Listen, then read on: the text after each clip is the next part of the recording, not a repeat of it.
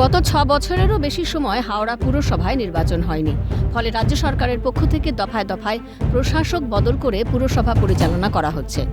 গত ৩ বছর ধরে প্রশাসক মণ্ডলীর চেয়ারম্যান সুজয় চক্রবর্তীর নেতৃত্বে পুরসভা চলছে। মঙ্গলবার হাওড়া পুরসভার সদর দফতরে নতুন কন্ট্রোল রুম এবং কনফারেন্স রুম উদ্বোধনে এসে তীব্র ক্ষোভ প্রকাশ করেন রাজ্যের খাদ্য প্রক্রিয়াকরণ দফতরের মন্ত্রী অরূপ রায়। হাওড়া পুরসভার প্রশাসক মণ্ডলীর চেয়ারম্যান বোর্ডের সদস্য, কমিশনার এবং ইঞ্জিনিয়ারদের সামনে ক্ষোভ উগরে দেন তিনি বলেন, শহরের জঞ্জাল পরিষ্কার থেকে শুরু করে বৃষ্টিতে রাস্তায় জল জমা সহ একাধিক বিষয়ে স্থানীয়রা তাঁর কাছে অভিযোগ করেছেন। অভিযোগগুলিকে গুরুত্ব দিয়ে দেখা এবং সমস্যার সমাধান করা উচিত।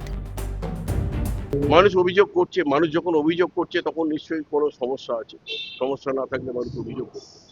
প্রতিদিন মানুষের কাছ থেকে অভিযোগ আসছে এবং মানুষ বলছেন যে অবিলম্বে এগুলো করা দরকার, জঞ্জাল পরিষ্কার করা দরকার। জঞ্জালের জন্য আমরা টিকতে পারছি না, নর্দমা একটু বৃষ্টি হলে নর্দমার জল এলাকা বেশ ভাসিয়ে দেয়, যে এগুলোও জরুরি, এগুলো করতে হবে, করা দরকার।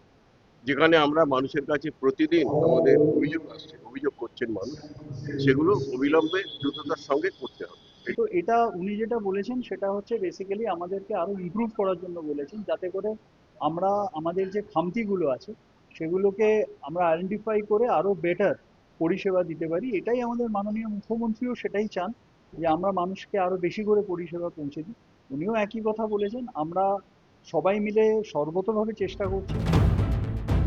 বিজেপি অবশ্য গোটা বিষয়ে শাসক দলকে কটাক্ষ করেছে। বেলগাছিয়া ভাগাড় থেকে শুরু করে রাস্তাঘাটের অবস্থা, আবর্জনা পরিষ্কারের সমস্যা, খাবার জলের সমস্যা, এটা পূর্ণভাবে হাওড়ার জনসাধারণকে যে নাগরিক পরিষেবা দেওয়ার সংস্থা হাওড়া নগর নিগম, সেটা পূর্ণভাবে বিফল হয়েছে।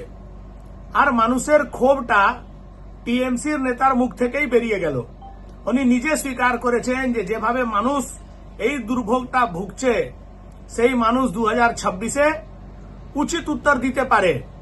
তার জন্য উনি সতর্ক করেছেন প্রশাসনকে। এতদিন বিরোধীরা যে কথা বলে এসেছে, আজ সেই কথাই খোদ রাজ্যের মন্ত্রীর মুখে। 2026-এ বিধানসভা নির্বাচন, পুরো পরিষেবা এখনো ঠিক না হলে তার প্রভাব পড়বে কি আগামী নির্বাচনে, উঠছে প্রশ্ন। হাওড়া থেকে দেবকুমার দেওর রিপোর্ট, ক্যালকাটা নিউজ।